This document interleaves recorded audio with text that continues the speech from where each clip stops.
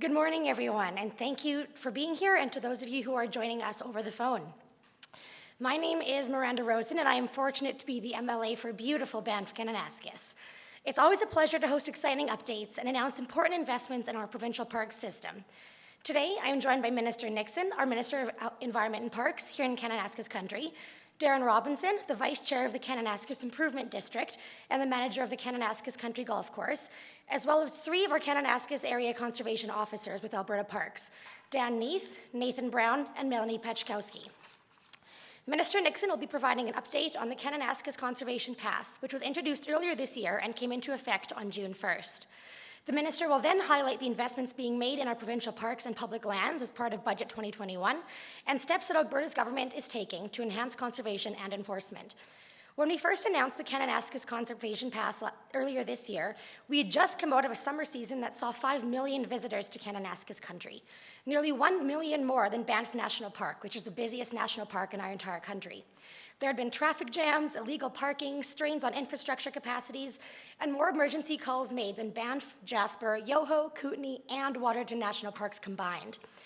Our beautiful Kananaskis Country served as a beacon of hope for millions during the COVID-19 pandemic, allowing them to recreate and enjoy the outdoors with their friends and family members safely. But it became clear that we needed a mechanism to help sustain the increased visitation and strain on their park. So with that, I'd like to welcome Minister Nixon to the podium to provide this update.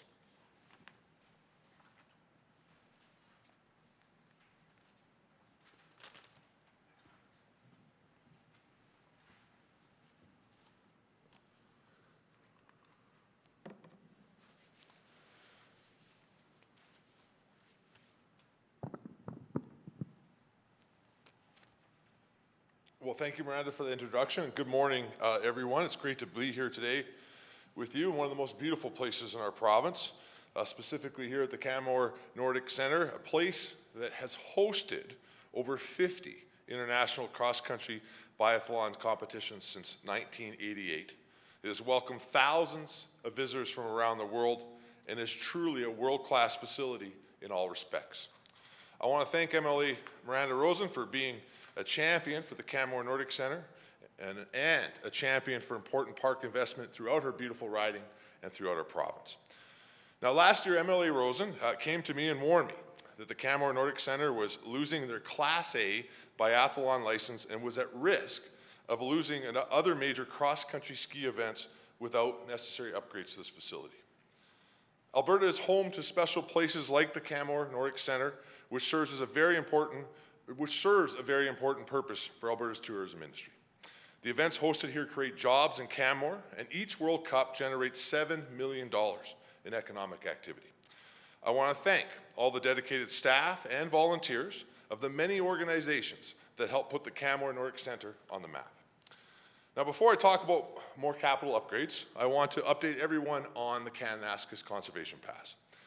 Earlier this year, we announced the Kananaskis Conservation Pass, an initiative designed to create revenue that will be reinvested in this area, support trail maintenance, search and rescue operations, visitor services, waste management, and the upkeep of facilities. The Conservation Pass is necessary as the Kananaskis area has become more popular than ever, over the last 2 years, attracting more visitors than our neighbors in Banff National Park. In 2018, almost 3.8 million people visited Kananaskis Country, while more than 5.3 million people visited the area in 2020, as more people discovered the benefits of being outdoors and exploring Alberta's wilderness. With increased visitation comes pressure on existing services and facilities. These pressures have been well documented. You've seen the photos and you've heard the stories. Facilities in need of upgrades, overcrowding on trails and in day use areas, traffic and cars parked down Highway 40, close encounters between humans and wildlife, and an increase in the number of public safety incidents requiring search and rescue support. These pressures are not sustainable, and the Kananaskis Conservation Pass is necessary to improve visitor experience and enhance enforcement in this important region. Today, I'm pleased to share that the implementation of the Conservation Pass has been a success. In just under 5 months, more than 253,000 passes have been issued, generating over $10 million in revenue. The success of the Conservation Pass tells us that the maintenance of our recreation areas and the protection of provincial parks and public lands are priorities for Albertans. Every dollar from the Conservation Pass is being reinvested inside Kananaskis.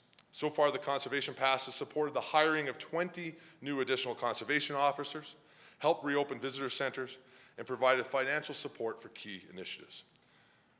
This includes $1 million for the planning and designing an upgrade to this very facility, the Canmore Nordic Centre, so we can make the investments required in future years and continue to attract world-class events right here at this facility. Our objective is to make sure Kananaskis has the resources it needs to remain one of Alberta's most popular tourist destinations, while ensuring the region remains accessible, beautiful, and protected for generations to come. Revenue from the Kananaskis Conservation Pass builds on our government's $70 million capital investment into parks and public lands as part of Budget 2021. This capital investment is aligned with Alberta's recovery plan. It will create more than 330 jobs across the province, boosting the economy and improving services and facilities in Alberta's beautiful backyard. It's important to remember that Alberta leads all other Western provinces in parks investment. In fact, Alberta spends more on parks than BC, Saskatchewan, and Manitoba combined. This means improved trails, campgrounds, day use areas, and other recreation infrastructure, including in Kananaskis country, and it means more boots on the ground to keep you safe while you're enjoying the outdoors. In total, about 20% of this capital funding will be directed to Kananaskis country to further increase recreation opportunities and conserve the region that we all enjoy. These capital funds are in addition to those generated through the Conservation Pass and will support projects like the modernization of the William Watson Lodge and upgrades to the popular Yam Trail. All in all, these investments mean the future of Alberta's parks and public lands is bright, and Albertans can look forward to enjoying them for years to come. Of course, an important part of conservation is making sure that we have boots on the ground and other ways to enforce rules and protect public lands when needed. That's why today we're also announcing a new line, a new phone line, 310 LAND, that Albertans can call to support abuse of public lands. I should say not to support abuse of public lands, but to report abuse of public lands and public safety incidents. This line consolidates 15 regional and department lines into one easy-to-remember number that Albertans can call 24/7 to report incidents. Albertans can also call 310 LAND during regular business hours for general land and resource-related inquiries.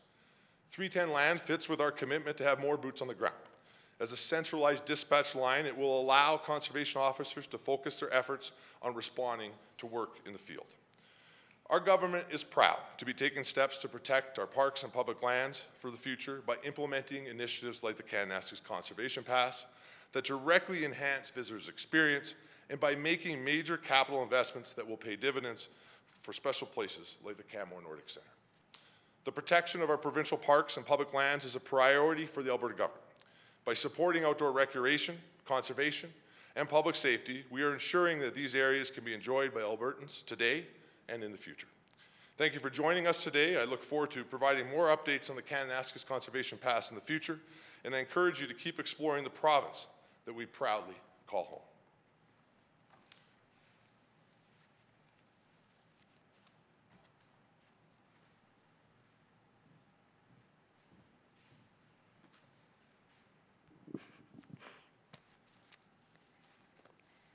Well, thank you, Minister, for your update this morning and for your continued commitment to conservation across this province, but especially here in Kananaskis country in our Bow Valley corridor. 20 new conservation officers stationed right here in our Bow Valley corridor is welcome news for everyone. I've heard time and time again from residents and local business owners that we need to prioritize investments and initiatives to make sure that this beautiful part of our province stays special and accessible for generations to come. The Rocky Mountains in our backyard have always made this province a uniquely attractive destination for both business and tourism investment. And if we wish to grow and diversify Alberta's economy, preserving this beauty all around us and balancing an economic growth with that environmental protection and sustainability will continue to be paramount. And that's what the Kananaskis Conservation Pass is all about. Keeping Kananaskis beautiful, accessible, and safe, while also making sure the infrastructure exists to ensure that the next generation of Albertans can enjoy and experience the same Kananaskis that we know and love today. Investing in the design work for the Nordic Centre upgrade is also huge. I've been an advocate for this project literally since about day one of getting elected. And about a year ago, when we were finalizing our plan for budgets, I printed off 27 letters and hand-delivered them to every single minister and Treasury Board member's office. And so I'm extremely excited to reinforce that this investment is coming for the design work. This center has put Canmore on the map as an international hub for winter sports, and this upgrade, if approved, will ensure that this legacy continues for generations to come. So now I'd like to welcome Darren Robinson to the podium to offer remarks on behalf of the Kananaskis Improvement District.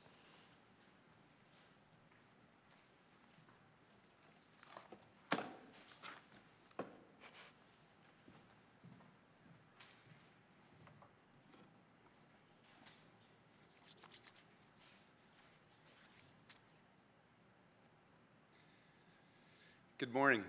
My name is Darren Robinson. I'm pleased to be here representing the Kananaskis Improvement District. Kananaskis Improvement District Council was established in 1996, and we're the local municipal government in Kananaskis country. A meaningful part of our mandate is to provide emergency services, including fire and rescue, to residents and visitors of Kananaskis country. As a local government, we know and understand that public services require investments. More visitors than ever before are coming to Kananaskis country, and as a representative for large business in the region, I'm very excited and optimistic about our future.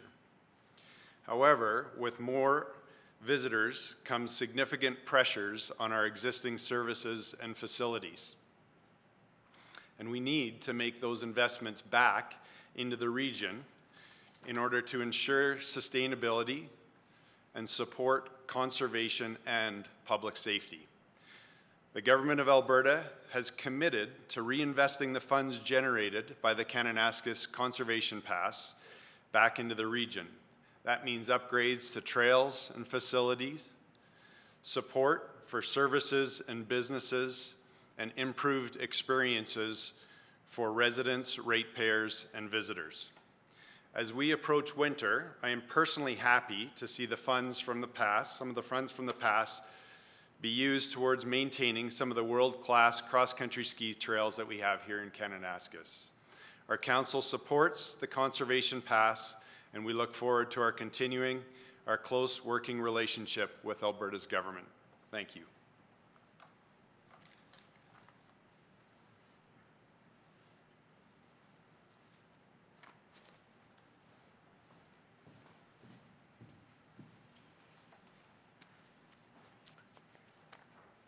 Thank you, Mr. Robinson, for those remarks. It's great to have you with us here today on behalf of the KID.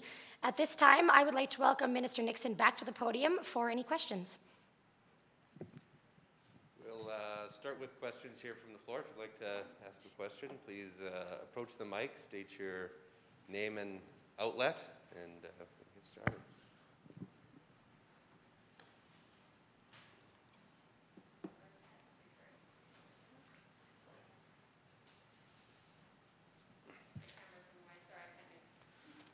I can hear you.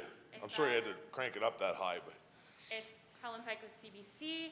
I'm just wondering when enforcement is expected to start. I know that there were plans for some sort of like photo radar system, and it was the fall perhaps, So the good news first of all is that from what we can tell, we're getting somewhere between 75 and 90% compliance, which I think is fairly impressive. We have not been in a situation where conservation officers or other enforcement officers have had to write a ticket associated with the Kananaskis Conservation Pass, which I think shows you the commitment of users of Kananaskis country to being able to conserve this beautiful landscape that they respect and like to utilize for recreation purposes. My understanding is the department thinks that there's a very good chance that we'll be able to go online with the license readers as early as this fall. And certainly as we go into the next fiscal year, I believe that we will be fully operational in that aspect. That said, I don't think enforcement's going to be a very big issue because, again, Albertans have shown a tremendous commitment to the special area of the province. I think we'll continue to see high levels of compliance, similar to what we see inside Banff National Park. Follow-up question? Yeah, so is there, how much will that cost? Because, you know, obviously putting that equipment in and putting it online and maintaining it will add a cost to this program. I don't know the final cost of the license reader system. What I can tell you is that it's the more affordable option, which is why we proceeded with it ultimately. The more expensive option of trying to do a pass inside a mountain park, I would say, is probably what we see to our neighbors to the west in Banff National Park, which would be to have to build kiosks and hire staff to collect the fee. That would probably makes more sense for Kananaskis given for Banff given their traffic constraints and the fact that the Trans-Canada goes right through the park. But at the end of the day, we determined that a license reader system would be the most cost-effective way to be able to implement the Kananaskis Pass. We'll go to the phone lines if there's none others from the phone here. Operator, can you please put through the first reporter? Thank you. The first question is from Bob Weber, Canadian Press. Good morning, Minister. You said earlier today that the K-Country Pass system brought in $10 million to the Alberta government. Minister, how is this not an extra tax on Albertans to enjoy something they already own and, in fact, have been enjoying for many years before this tax was imposed on them? So user fees are a very normal way to be able to manage parks. It's something that we see in all other provinces. The national parks right here inside our province have utilized user fees since the very beginning. The reality is that Kananaskis saw 5.4 million visitors last year. There's already over 3 million visitors this year. It has the highest level of services anywhere inside the provincial park system. Fees associated with other parks from all across the province are were going in until the Kananaskis Conservation Pass to be able to pay for those services. And we've heard loud and clear from Albertans that they're comfortable with modest fees inside areas that they use for recreation purposes, as long as those fees go back to the resource that they are utilizing. And in this case, that's what the Kananaskis Conservation Pass does. It allows users to be able to pay a modest fee yearly, which will put that money back into the area that they like to recreate in. This is a mechanism that has been used all across our system, for whether it's hunting and fishing or other parks elsewhere inside the province. And certainly what I can tell you, Bob, is constituents in other parts of the province, Albertans, other parts of the province that don't utilize Kananaskis, I should say, are very comfortable with making sure that users are able to pay for the great experience they get inside this beautiful park.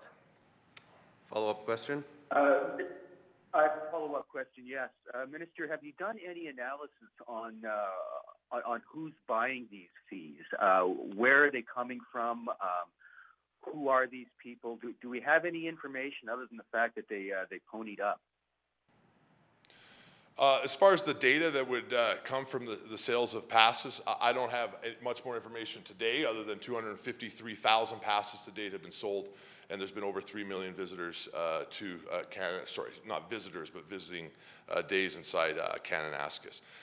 We will, as time goes on, be able to elaborate more on data that we find from the Kananaskis Conservation Pass. But right now, what I can tell you is that it's been an enormous success. Compliance is extremely high, and we're continuing to get resources back to this beautiful park for the very first time in decades. Operator, can you put through the next reporter, please? Catherine Grakowski, Alberta Today. Good morning. Thanks for taking my question. I know you said that you've been using this to hire 20 conservation officers, that $1 million is going toward the Canmore Nordic Centre, but when can we expect a more detailed breakdown of how much of this $10 million to $15 million will be used for waste management? How much is going towards search and rescue? How much is going towards trails? Like when can we see that breakdown of how exactly this money is being spent?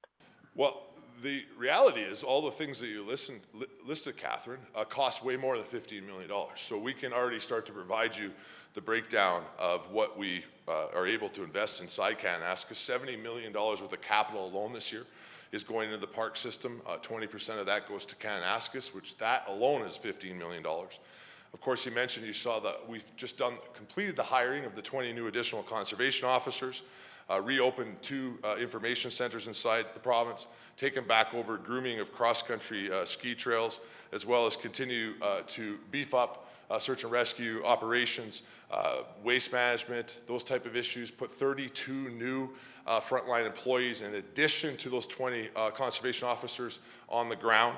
The investment inside Kananaskis is more than $15 million. and we will continue to make sure that we provide that significant investment into this park going forward. A full breakdown of what park spends on Kananaskis, we could provide you very easily, Catherine, but I can't provide it at the podium. It's just too many numbers to be able to do at this moment. Follow-up question? Yeah, and part of the idea behind bringing in this pass was to sort of, at least for some, ease the burden, because it was too popular for its own good.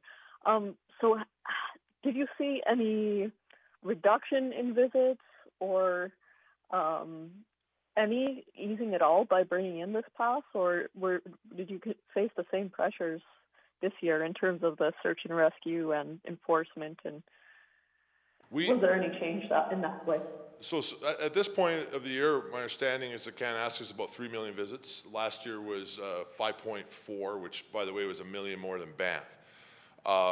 I think if you take the trajectory where we're at, we're still going to have a busier year than 2018, but likely less of a year than we saw in 2020. It's going to take time to see what those impacts are.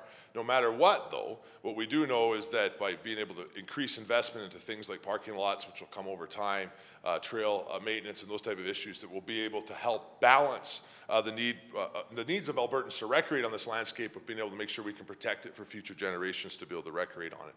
So time will tell what the final year numbers are this year. Catherine, it's just too early. We're only about halfway through the fiscal year at the moment.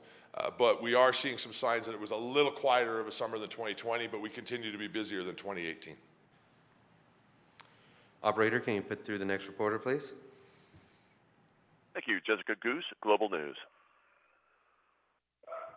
Hi, Minister. Just wondering, how long do you expect this pass to stay in effect for? I remember there was some talk about it saying that it was going to last just for a couple of years until you guys can kind of replenish the pot in a sense. Do you have a visible timeline on how long this will be in place for? There was never any time or discussion about removing the Kananaskis Conservation Pass. This is the direction that government is going. And the reason for that is that's the only way to have a sustainable mountain park of this caliber would be to have a fee. There is no mountain park the size of Kananaskis and that provides the services that Kananaskis does anywhere in the world that I am aware of that does not have some sort of a user fee. So we heard loud and clear from Albertans that they wanted strong investment inside this area and wanted to continue to use it for recreation purposes, but also make sure that it was protected so that future generations could use it. The best way for us to do that is to put in the Kananaskis Conservation Pass, and we're going to continue to do that, implement it, and make sure that Kananaskis is here now and for future generations. Follow-up question? And a follow-up question would be in regards to the 310 land line. What's the point of it again, and why did you guys come up with this? So the 310 land line is to consolidate all of the lines that we have across the system into one easy to remember number that will do two things. One, provide Albertans an easy to remember number that they can access information about public land resources for a variety of needs, whether it be from grazing leases or to how they interact with the provincial park system. And second, and I probably think more importantly, would be one place where they can be able to report incidents that are taking place inside public lands and be able to interact with conservation and enforcement officers. Right now that's happening from about, I believe, 16 different lines. It'll be consolidated into one line, 310 land. You dial that number and you'll be able to interact with the Department of Environment and Parks on public land issues of all kinds. Thank you, Minister, and thank you everyone for joining us here today. Thank you.